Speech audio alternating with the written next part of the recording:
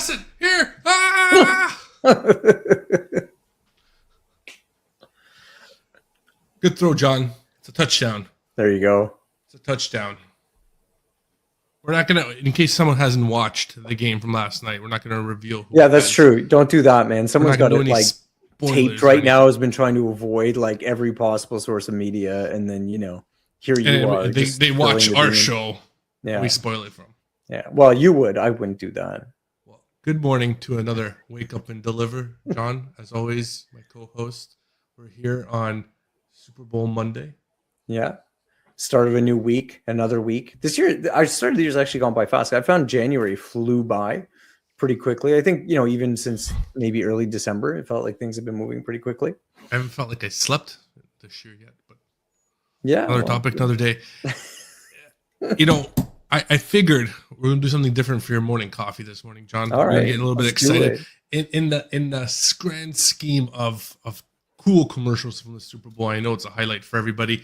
I saw one that like stood out for me, and as soon as I saw it, I was like, I gotta get John's reaction to it.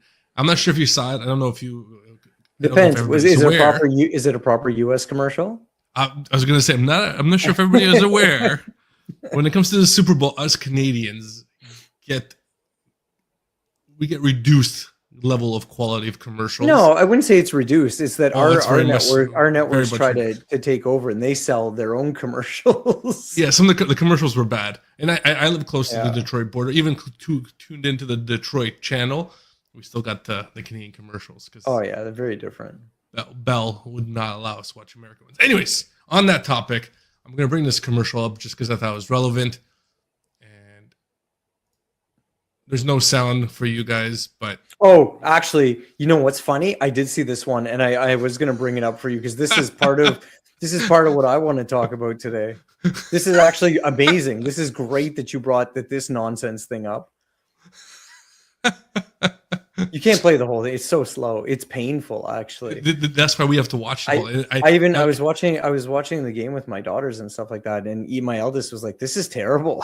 And imagine this is the key demographic for this kind of nonsense. So the best part is when we get to the end, the key question that's going to come up here. It's coming up. This is reaction time. We're going to bring the mic closer. So you all for that to pay for that robot at the end of it. So he did that a whole journey without being paid. Well, I mean, he's got like I was gonna say he's got like a 3-cent coffee, but coffee like blew up last year, so it's got to be worth at least like 14-15 cents. Like, this is the best part right here. More human, yeah. I'm pretty sure though that this must be, I don't know, because TD is obviously a Canadian bank. I can't imagine that was in the US. This must be a Canadian one. Very much a Canadian thing. Yeah. Yep. Anyways, so it's actually a good point though, and I'm happy that you shared that with our US audience, because that feeds in so perfectly to what I think we should talk about today, because it's been kind of like irritating me for a while, like under the surface. I've been kind of like hoping. You can see the anger in his eyes. Yeah. And like every week that goes by, it feels like it just keeps getting worse. And that commercial right there is a perfect segue into the fact that we got nothing to talk about. But there's nothing to talk about. There's nothing interesting to talk about. Honestly, everybody is regurgitating the same nonsense, the same playbook, the same frames with the same messages. Like it's actually gross. There's not one interesting thing, in my opinion, that's really going on right now.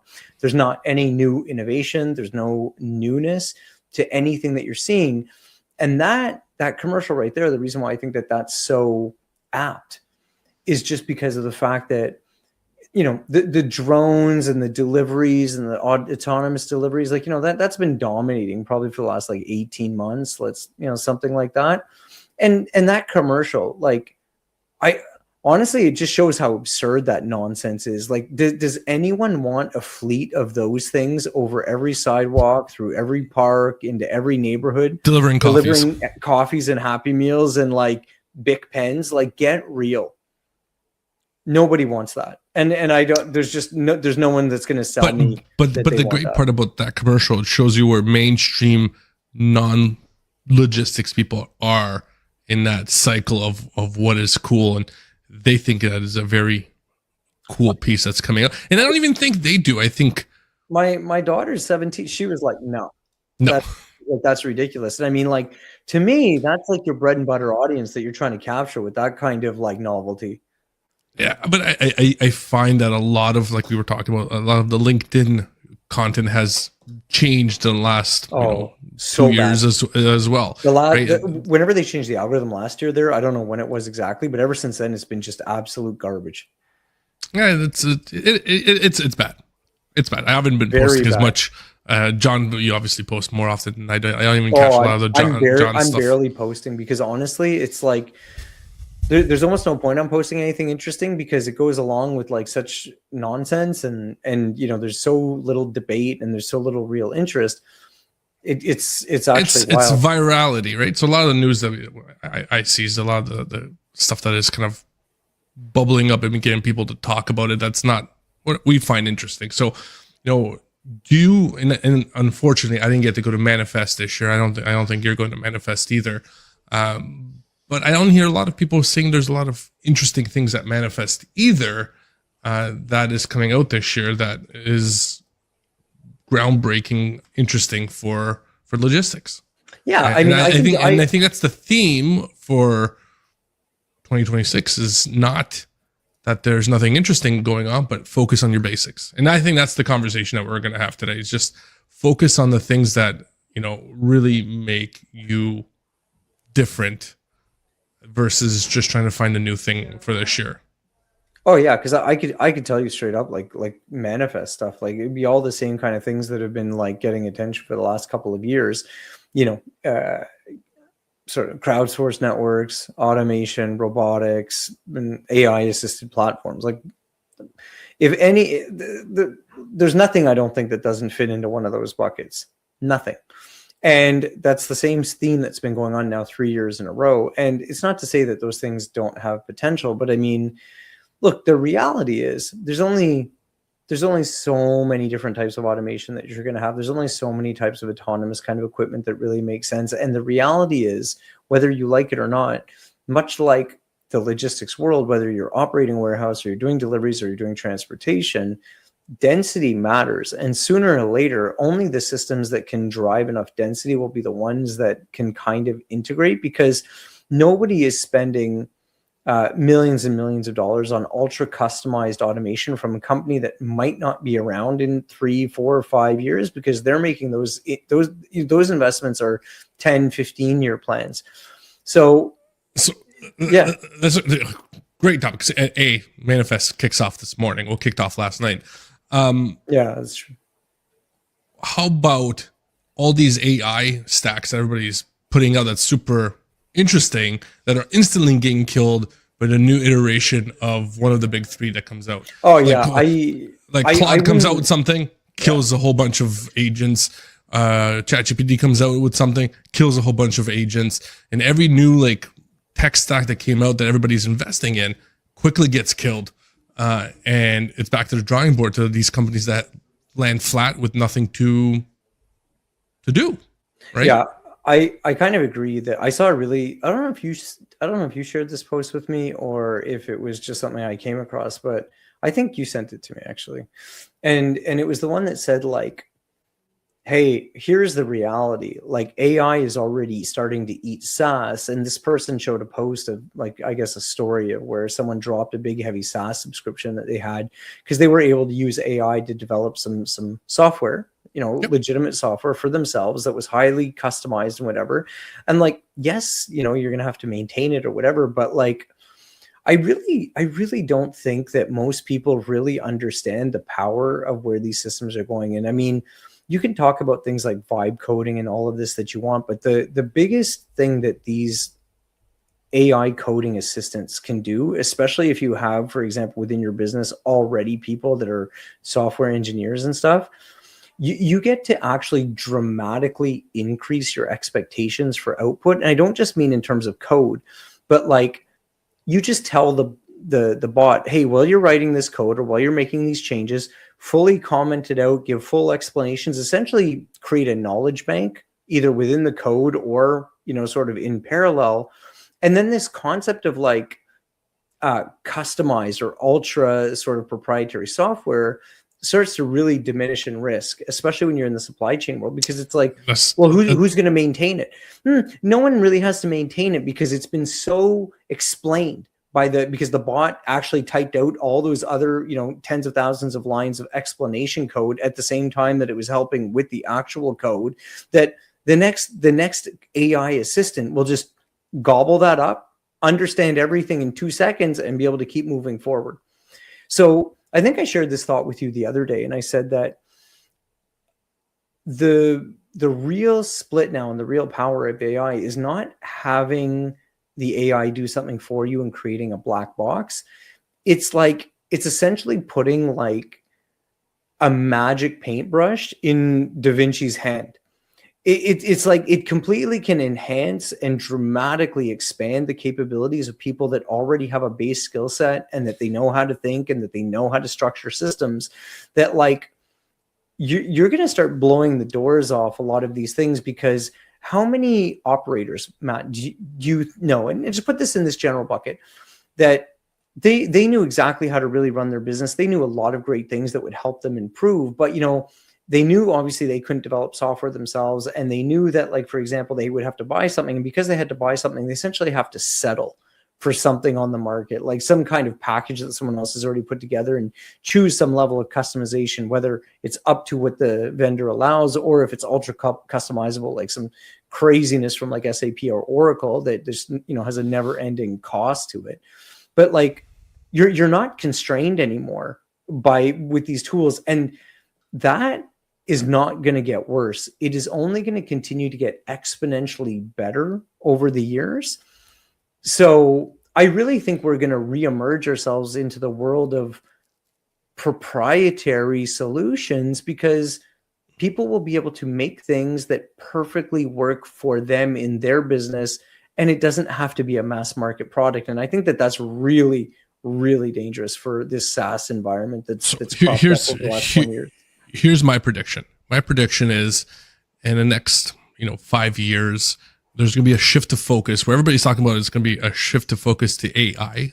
I don't think so to the extent that you're kind of talking about. I think it's a shift of focus of people who have what you touched upon is that business sense with creativity. And you're going to focus on your people in your org that are able to articulate what the problem is very correctly, because how they see it, and able to figure out a solution step by step. And those people are going to be your golden horses, because they're going to be able to, like you said, create solutions that you don't have to go to an outside source to create for you.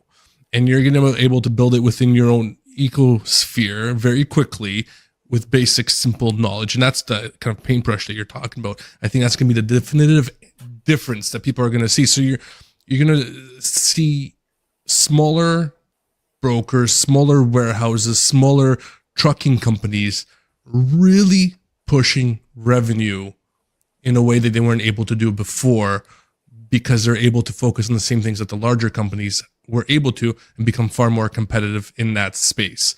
And I think that is where a lot of this talent that's going to come through, where someone sees something and they're able to find that solution. And it's not going to be a simple SaaS anymore. It's not going to be like, hey, I'm going to go just do SaaS for a company because I come up with an idea.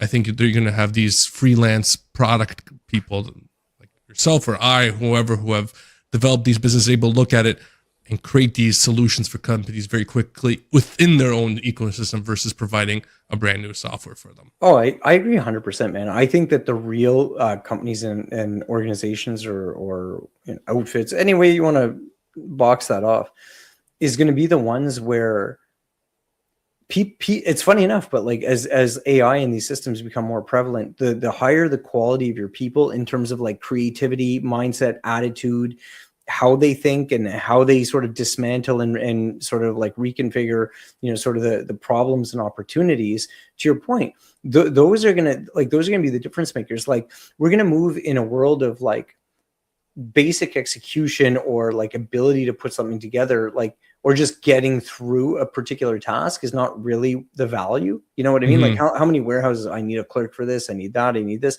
as opposed to being able to be like, no, I really understand exactly how this business has to flow. I understand how the information flows. And I think that that's going to be the biggest difference. And I think that that's probably where logistics or operators in general are probably a little bit behind. I think I shared this with you before. This is going to sound a little gloaty, but whatever. But like, I've always found myself to be like a weird kind of mix, in the sense of like, I had no problem, and I still have no problem grinding through the work and like getting through the day-to-day operations. And the firefighting is something that, like, if you grow up in operations, like, you just get a taste for it, and like it always kind of feels kind of interesting when you're in that mode of firefighting, and for the most part, people like it. But you know, I spend tons of my time too, like on that sort of like data analytics, like systems, like the stuff that people don't talk about. How do you build that table? What does that table relate to? How do I join this information to that?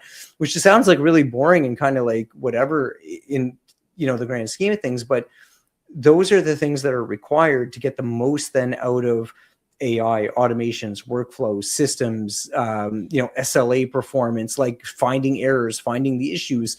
And that's how you tighten up your business. Because to come back to the top, I think 2026 is going to be a grindy year. I'm not expecting a lot of flashy how much stuff.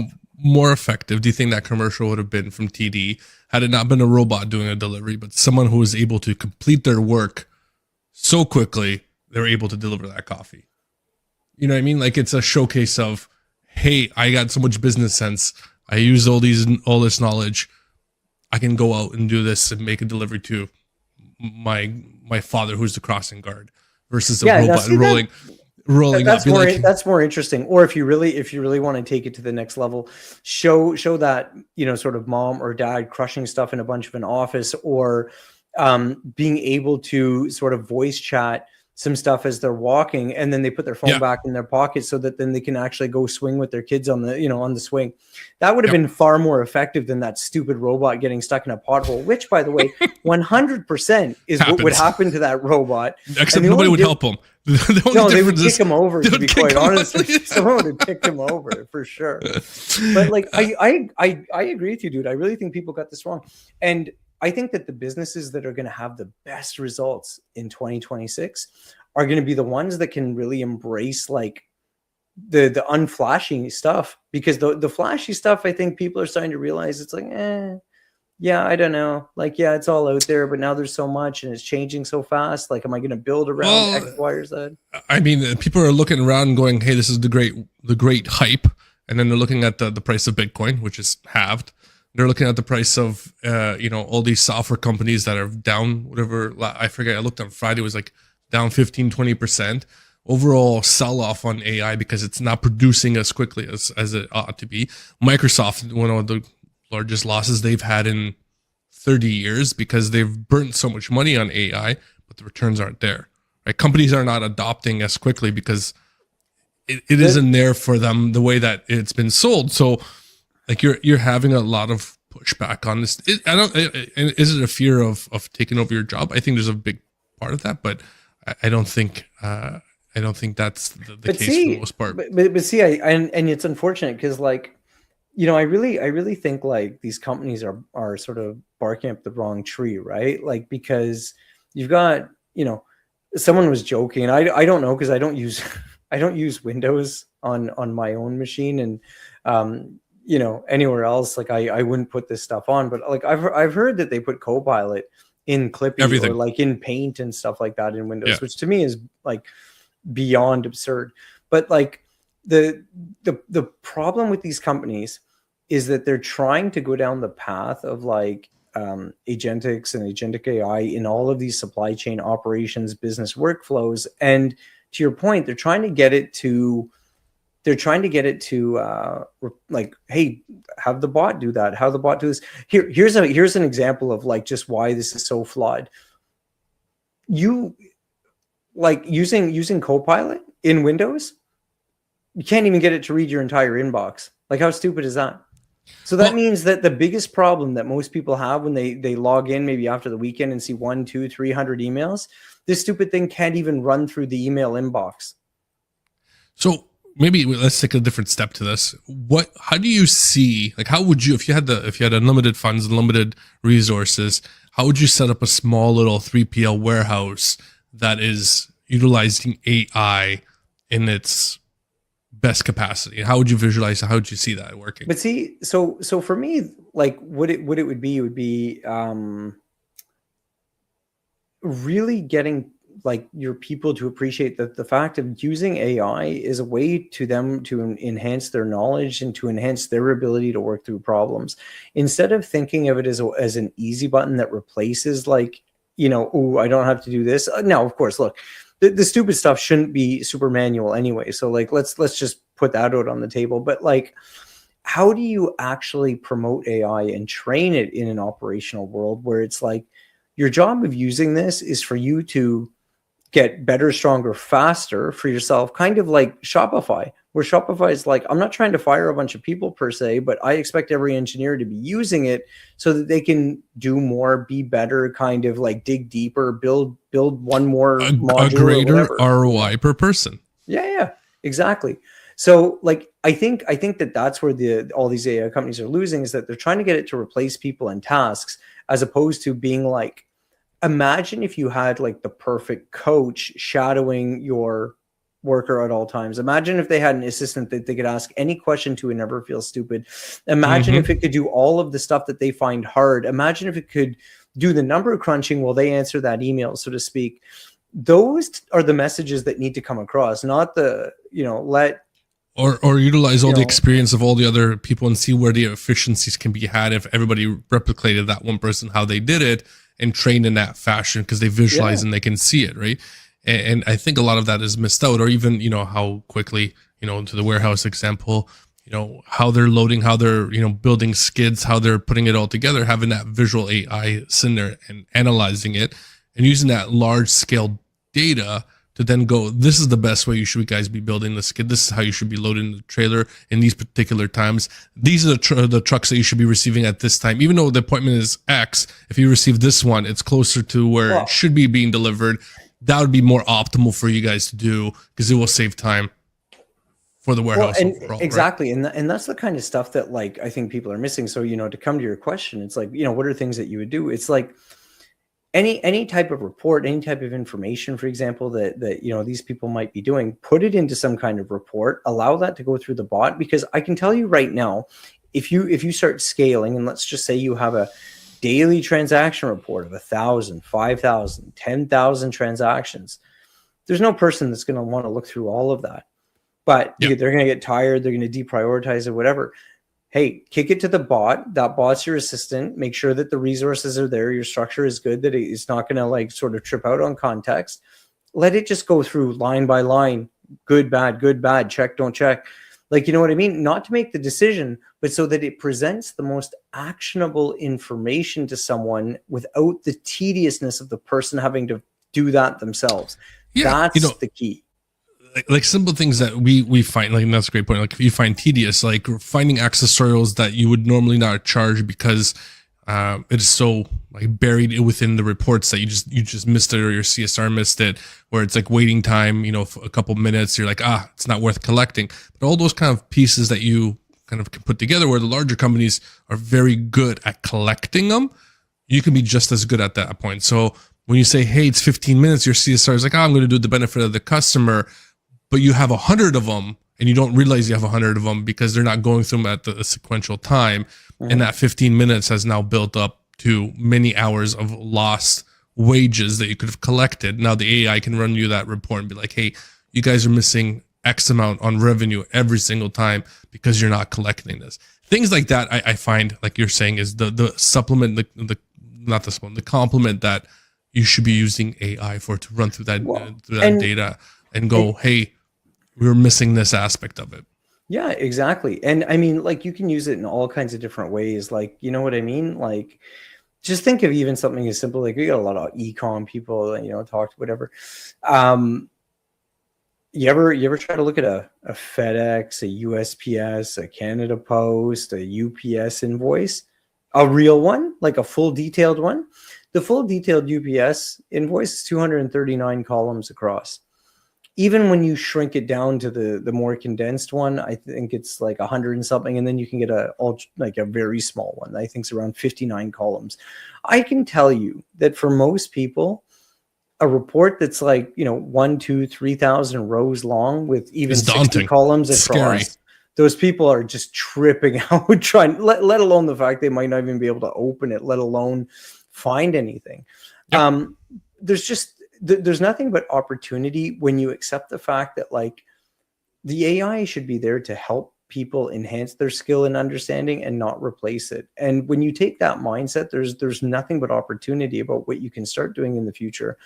And I think that, to your point, the right people and the right ways of thinking about their processes is what's really going to drive, because I don't see any new innovation. There's going to be absolutely nothing that rocks logistics, whether it's on the B2B, B2C side, nothing in the next year or two, at least.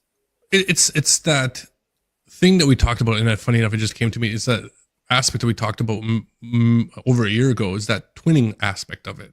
Is you can run scenarios within that AI and see if it will work ahead of time as well. You can run. Well, do you know how many people would probably be better at their job if they weren't probably like absolutely terrified of like how they might, asking questions and like how they might look. And I'm not saying that that's the right thing and that they should be. Ideally, everyone would have the right kind of boss and the right kind of team that all of these questions would surface. But, being pragmatic and the realist that I am, I also know that that's not true. So imagine if you have these systems where people can continually ask themselves, hey, what was this right? What did I miss here? And you have this like unbiased kind of like feedback loop.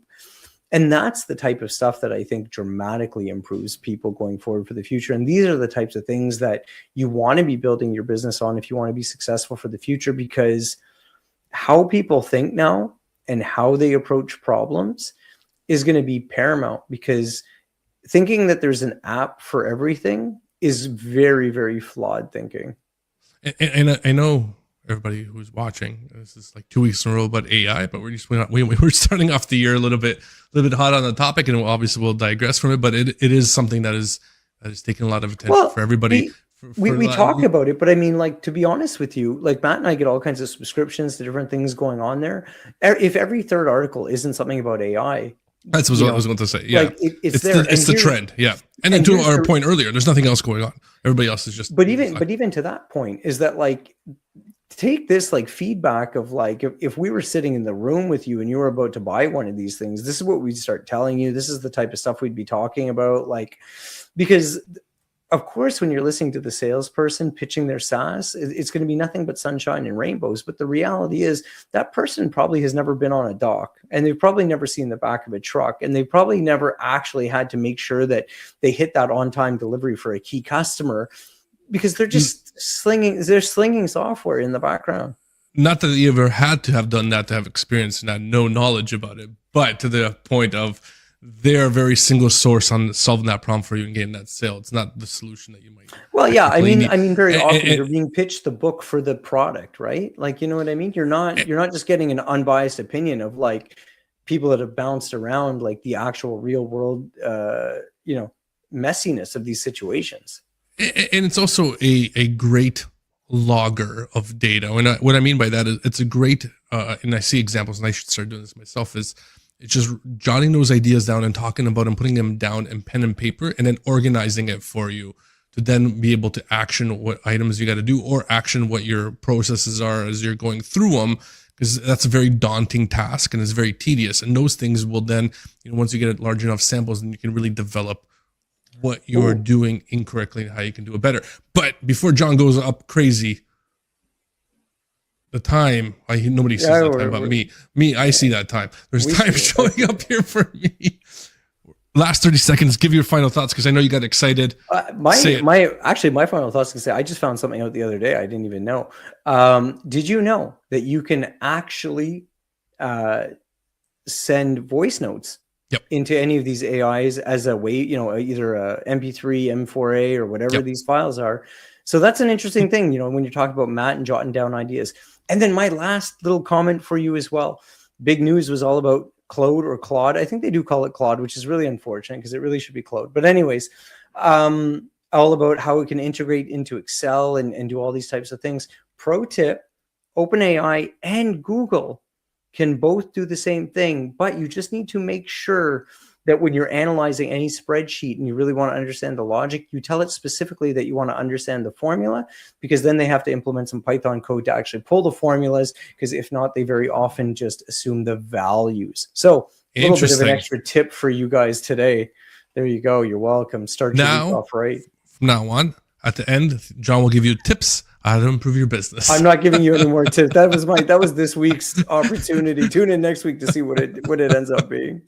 On that note, we'll catch up with you guys later. Bye. Have a great Monday. Everybody who is at Manifest, let us know how it is. Yeah. Goodbye. And please see if you can prove us wrong by saying that there's anything ultra interesting. Yes. All right. Cheers. Bye.